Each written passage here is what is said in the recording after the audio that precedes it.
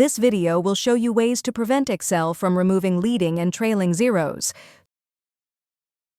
Storing numbers as text. Add an apostrophe before the number. The apostrophe tells Excel to store this cell as text, meaning it cannot be used for formulas. Using Get and Transform. Open a new blank workbook. Go to the Data tab. Click from Text/CSV. Browse to and select your text file.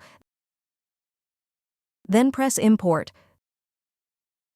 This will open a preview menu for the data you're importing into your workbook. Click Edit. This will start the query editor.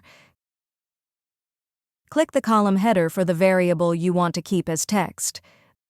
Then follow these steps to convert the column to text. Go to the Home tab.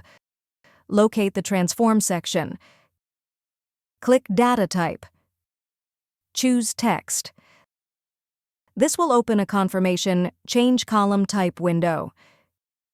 Click Replace Current in the Change Column Type window. Repeat this process for any columns with leading zeros that you want to keep. You can do this for several columns at the same time by selecting multiple column headers with Control plus left click.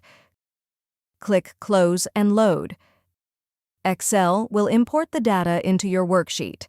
Check your columns to make sure the leading zeros you want to keep are present. Creating custom formats. Select the cells you need to change. Open the Format window. Create a custom format. Specify decimal places and trailing zeros. For example, this will round to the nearest thousandth and add up to 3 trailing zeros after the decimal point.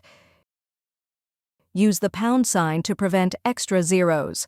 For example, this custom format allows for a leading zero in the tens place, but no trailing zeros. Add leading zeros as text.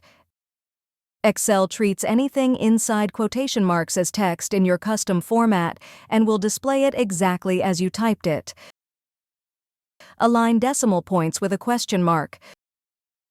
For example, this rounds to the nearest thousandth with no trailing zeros and aligns the decimal points. This adds leading zeros up to the thousands place, rounds to the nearest tenth with no trailing zeros, and aligns the decimal points. This rounds to the nearest hundredth with trailing zeros and align the decimal points.